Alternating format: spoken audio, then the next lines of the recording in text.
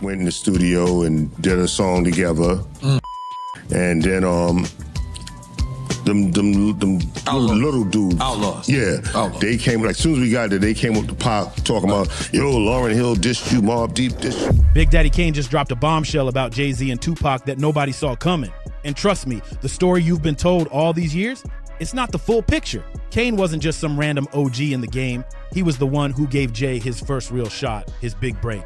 Jay was out there opening for Kane, hopping on stage and freestyling like crazy, killing it in those crew ciphers while Kane held the spotlight. But here's the twist. When Jay blew up, Kane's name just started to vanish from the story like it never mattered. His role in shaping Jay's come up got swept under the rug, erased from the narrative. And now Kane's words are connecting to something even deeper, something with Tupac. While Kane was busy opening doors for Jay on the East Coast, Pac was out west, shooting warning shots, exposing the industry for its fake players, calling people out, and yeah, throwing shade at Jay-Z too. So now the question is loud and messy. What's Kane really saying? Did Jay take more than just a little inspiration from Kane and Pac? Did he climb to the top by stepping over the very ones who opened the path for him without even looking back? Was his whole rise built on a legacy that wasn't fully his? Or is there a hidden truth that's been kept quiet for years, something the industry doesn't want us to know? Back when Jay-Z was just another hungry MC in the early 90s, Big Daddy Kane was the one who stepped up and gave him a shot. During Kane's legendary Chocolate City tour, he brought Jay along, letting him rock freestyles on stage while Kane switched outfits backstage. Tupac is a lyricist. See what I'm saying? It's just that he's not one of those lyrical MCs that spit stuff, but his stuff is, he spit deep lyrics that touch your soul. It wasn't just some quick stage time. Kane actually went the extra mile helping shop Jay-Z's demo, recording tracks with him and sending them off to major labels hoping someone would bite. But here's the cold truth. Kane spilled. Those labels, they weren't feeling Jay-Z's style back then. They passed on him over and over, saying his flow wasn't what the streets or the charts wanted. Still, Kane believed Jay would grow into something bigger, and he was right.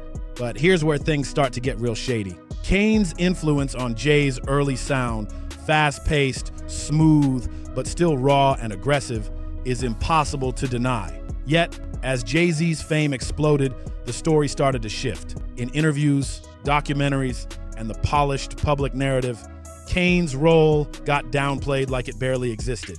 In Jay's memoir, Decoded, he gives Kane a quick shout out for teaching him pacing and stagecraft. But that's it. No deep gratitude, no repeated homage, just a passing nod. And trust, Kane noticed that silence. It gets even messier with the rumors. People whispered that Jay's line on Do It Again, Put Your Hands Up, was actually a low-key diss aimed at Kane when he rapped, I've seen the same ish happen to Kane. Was Jay throwing shade at the very man who put him on? Or was it just a misunderstood bar that fueled more drama in an already twisted history? 3 cuts in your eyebrows trying to wild out? That one bar set off a whole storm. Brooklyn's finest. I was dead set against it. I was telling Jay, don't do it, don't do it, don't do it. And he was like, why? And I was just like, Big is, he's too strong. I said, but before we take over the world, we got to take over the West Coast. As everyone knows, Big Daddy Kane was famous for those 3 shaved lines in his eyebrows, his signature style back in the late 80s and early 90s. It was a bold look, something that became part of his brand, his image, his whole vibe. So when Jay-Z dropped that line, it sounded way too close to home, like a slick, under-the-radar diss aimed right at Kane, even though Jay never confirmed it. See, by the late 90s, Kane's shine in the mainstream had faded. The rap game was shifting. Younger rappers were taking over the spotlight, and the old guard was slowly being pushed aside. So imagine this. Jay, who once looked up to Kane as a mentor, who literally followed his moves and learned from him, suddenly delivering that line on Do It Again in such a cold, dismissive tone. To some ears, it felt like mockery, a jab at a legend who had already stepped back. Even Angie Martinez fanned the flames when she reportedly commented on her radio show that it was a diss. And of course, that fueled the rumor mill even more, making the streets talk nonstop. Kane, being the classy OG he is, later brushed it off publicly, acting like it was nothing. But deep down, nobody really knows how he felt about it. And here's another layer. Jay himself admitted he used to study Kane closely backstage, watching his every move, soaking up the game. But as Jay molded himself into that gangster hustler persona, Kane slowly stepped aside so Jay could build his own identity. Kane has even wondered out loud if Jay-Z deliberately eased him out of the picture. I remember actually having a record deal through a production deal with someone else and recording, and then the next thing you know, someone else on the label blew up. Like it wasn't just a natural fade, but a calculated move. And that thought hits hard because it wasn't just Kane feeling the shift. Around that same time, while Kane was stepping back, Tupac was stepping all the way up. And Pac, he was already calling out the very same industry games Kane is hinting at now. Pac saw the whole transformation happening in real time, the shift from artists with true, soulful substance to a new wave of rappers obsessed with image, money, and power plays. And guess what? One name that kept creeping into that conversation was Jay-Z. Back in the day, whispers were everywhere. Rumors saying Jay felt threatened by Tupac. Like deep down, he knew he couldn't touch Pac's energy. Because yeah, Jay was slick with the wordplay, no one's denying that. But Pac had that raw, unstoppable presence. He had the kind of charisma you can't fake, that untouchable it factor that made people stop and listen. And Jay, as sharp as he was, just didn't have that in the same way. Pac didn't just rap. He commanded rooms, he shook the whole culture, he embodied something bigger than music. So was Jay-Z quietly playing chess, staying low while Pac dominated the spotlight? Or was he plotting his own rise in the shadows, waiting for the right time to move when the giants started to fall? That kind of raw presence Pac had, most rappers just can't teach it, can't fake it, can't buy it. And eventually, all that quiet tension between Jay and Pac boiled over into real beef. Right before Pac's tragic death, things got messy. It all kicked off when Jay linked up with Biggie to throw slick shots at the West Coast, whether they admitted it or not. Jay and Big, both repping Bed-Stuy, were getting real close in the early 90s. By 96, they teamed up on Brooklyn's finest. Before we take over the West Coast, we got to take over the East Coast. Before we take over the East Coast, we got to take over New York. Before we take over New York, you got to take over Brooklyn. And he owns all that. And I was like, this is not a whack. So I was just like, I was in fear that I was like, yo, you may come off like this little man. You understand? One of the standout tracks on Jay's Reasonable Doubt album. But that collab, it lit the fuse. The track had bars that Pac and his West Coast crew couldn't just ignore. It was like a coded challenge. Even Irv Gotti, who was working side by side with Jay back then, later admitted he warned Jay straight up, don't put Biggie on that track. The East Coast versus West Coast beef was already spinning out of control. And Irv knew this move could be like tossing gasoline on a wildfire. But Jay didn't listen. He wanted that street credibility stamped with Biggie's name.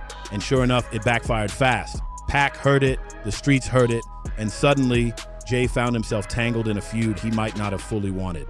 What started as a flashy collab turned into another spark in a war that was already claiming lives. Not long after Brooklyn's finest dropped, the tension in the game was thicker than ever. Pac, already fired up over Biggie and Bad Boy, started seeing Jay as just another East Coast rapper riding Biggie's wave. Word on the streets was that Pac didn't respect Jay's come-up.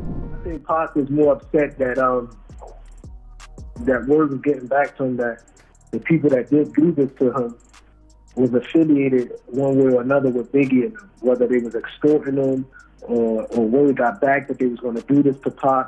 So this is one of the reasons that Pac was calling him a rookie in the shadow of giants. And in typical Pac fashion, he didn't hold back. He started sending subliminal shots in interviews and even hinted in the studio that Jay was just playing dress up with the hustler persona. Behind the scenes, people close to Pac claimed he felt betrayed by anyone who aligned with Biggie during that volatile time. And Jay, still trying to solidify his spot, kept moving cautiously, never directly answering Pac, but also never backing down. Some insiders say Jay wanted to respond with his own diss, but Biggie reportedly told him to chill, saying the feud was already too hot and too dangerous to escalate. But here's where it gets wild. There were whispers that Jay actually recorded a track aimed at Pac that never saw the light of day. Rumor has it, Irv Gotti advised him to shelve it because dropping it could have blown everything up even more. Imagine if that record had leaked, the entire rap war might have shifted in a whole new direction. And just as things were about to explode even further, tragedy struck. Pac was gone. The streets were left buzzing with questions, and Jay slid through the chaos, keeping his moves quiet while the storm swallowed everyone else. After Pac's death, the entire game shifted overnight. The West Coast lost its loudest, most fearless voice, and the East Coast suddenly had an open lane to reclaim dominance. Biggie was still standing tall for Brooklyn, but even he felt the weight of Pac's absence in the culture. And lurking in the background, moving smarter and quieter than most, was Jay-Z. With Pac gone and Biggie still at the top, Jay saw his chance to maneuver. He started tightening his business moves, expanding his reach, and slowly building the blueprint for what would later become his empire. But here's the thing, just 6 months after Pac, Biggie was gone too. And then what Big did, which I was like, that's why Pac was on Jay, because of Brooklyn's finest. If they have twins, you probably have two Pacs. Get it? Two Pacs. And Jay's on the record with him. So now he's like, you, ain't no like me, Jay-Z. Then he start bombing on Jay. Two of the biggest obstacles, two of the most powerful voices in rap were wiped out in less than a year.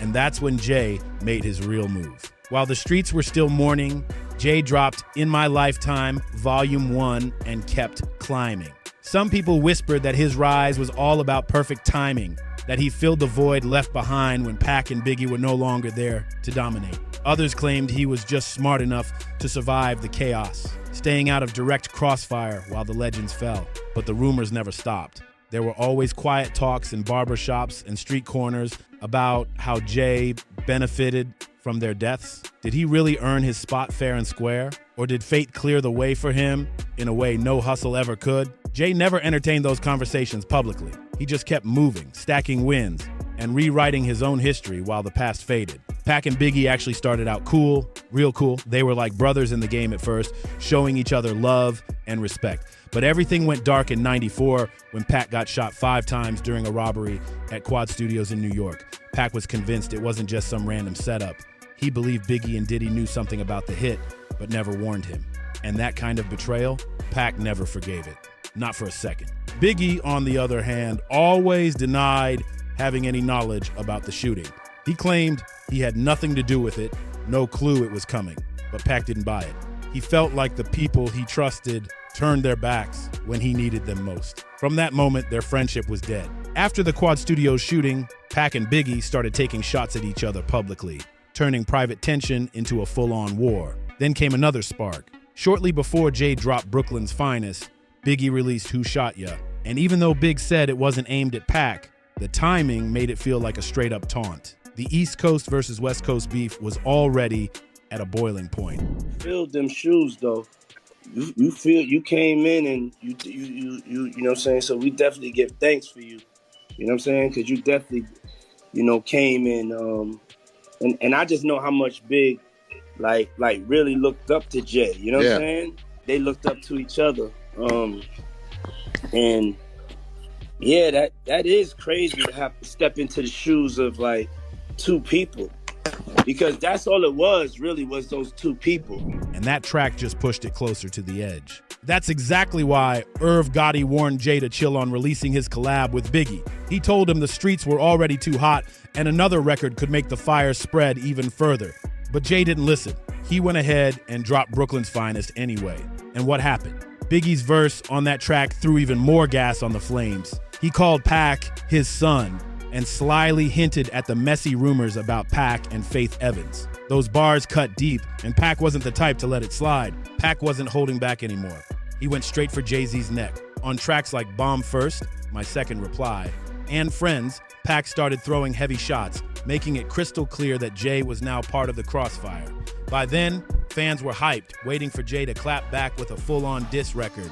Everyone thought it was only a matter of time before Jay stepped into the ring, but Jay never got the chance. Just weeks later, Pac was gunned down in a drive-by in Las Vegas, and the entire rap world was shattered. The feud ended, but not on anyone's terms. It was cut off by tragedy. Here's the wild twist, though. Jay did have a response ready.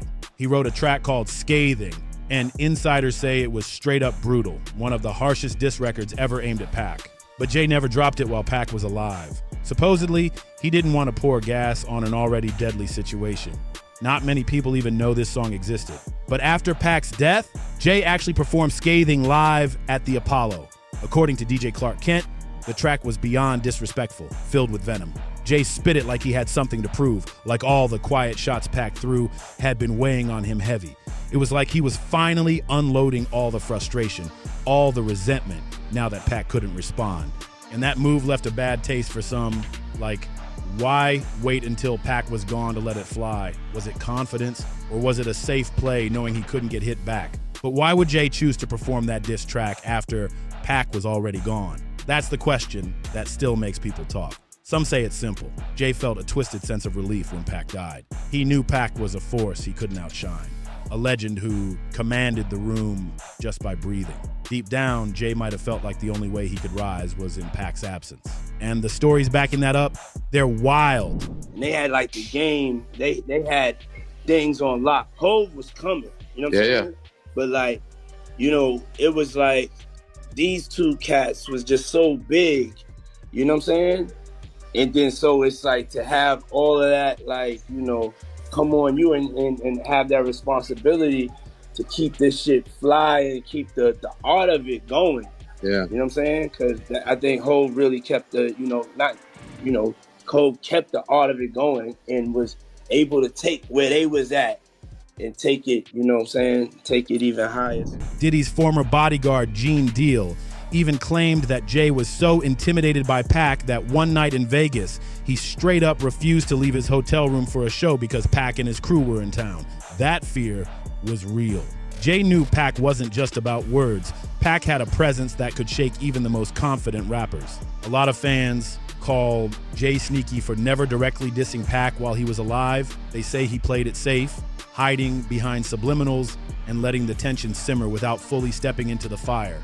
But here's the truth. Jay and his East Coast circle were constantly tossing little subliminal jabs, poking at Pac because they knew he was emotional, quick to react, quick to take the bait. Rappers who were there back then say it straight. Jay was jealous of Pac's energy.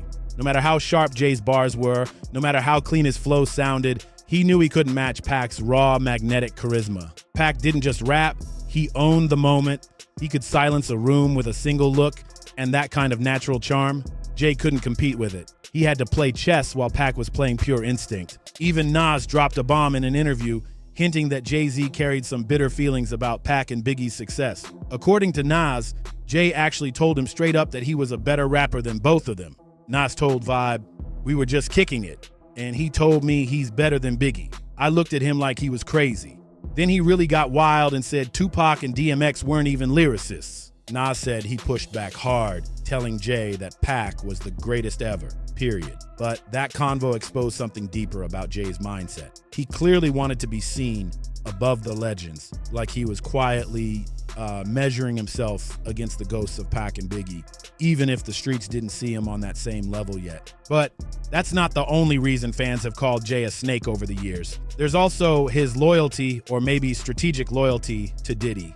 Jay stayed close to him even when ugly rumors started swirling, linking Diddy to Pac's murder. And then, when both Pac and Biggie were gone, who was out there publicly praising Jay? Diddy himself, calling Jay the one who filled their shoes. Convenient, right? Through all the whispers and accusations surrounding Diddy, Jay stayed right by his side until that 2023 Cassie lawsuit blew everything wide open. Suddenly, Jay started acting like he had selective memory, saying he and Diddy were never really friends. Just like that, he distanced himself, pretending the years of close ties never existed. After all the drama, all the whispers, and all the shifting alliances, one thing became clear. Jay-Z wasn't just playing the rap game, he was playing the long game. Every move he made, every relationship he kept or cut loose felt calculated. While other rappers burned out in the heat of beefs and street politics, Jay quietly climbed higher, turning every opening into an opportunity. When Pac and Biggie were gone, Jay didn't try to replace them with raw emotion or street fire. He filled the gap with strategy. He dropped Volume 2, Hard Knock, Life, and suddenly he wasn't just a rapper, he was a crossover star. While others fought for street cred, Jay was already building an empire. Rockefeller, Rockaware, business moves that stretched far beyond the music. But here's what kept the streets talking. How much of Jay's rise was pure hustle and how much of it was timing? Did he really earn the throne on skill alone, or was it because the legends who stood in his way were no longer there to compete? Even Nas, even some of Jay's peers have hinted that without Pac and Biggie, The game was wide open for someone like Jay to step in. And then there's the bigger question, did Jay ever truly respect the path that was paved before him? Or did he just take the blueprint from the greats, flip it for his own benefit, and never look back? Because no matter how much Jay's legacy grows, the shadows of Pac and Biggie still hang over it, reminding everyone that his rise didn't happen in a vacuum. Big Daddy Kane dropping hints about betrayal, Tupac's warnings echoing from the grave, and Jay-Z's shady behind-the-scenes moves. All of it paints a picture that isn't so clean. It shows Jay not just as a brilliant artist, but as someone who borrowed flows, studied the greats, and then strategically stepped over mentors and rivals to build his empire. And yeah, Jay's talented, no one can deny that. But more and more of his industry peers are starting to speak up, saying out loud what's been whispered for years, that Jay's legacy is soaked in betrayal, cold calculation, and a willingness to cut ties the moment they stop serving him. Was it pure hustle, or was it pure selfishness? That's the question that keeps haunting his story. So what do you think? Was Jay-Z just playing the game the only way the game can be played, or did he really cross a line, betraying Kane after he blew up, turning his back on the very people who helped him climb? And what about Tupac? Do you believe Jay was truly jealous of Pac's unstoppable charisma and presence? Could Jay ever really measure up to the energy Pac brought to the culture? Let's hear it. Drop your thoughts in the comments below. Was Jay a survivor or a snake? Was he the smartest man in the room or just the coldest? And don't forget, like, share, and subscribe if you want more raw stories from hip-hop's hidden past. Stay locked in and see what's popping in our hood next.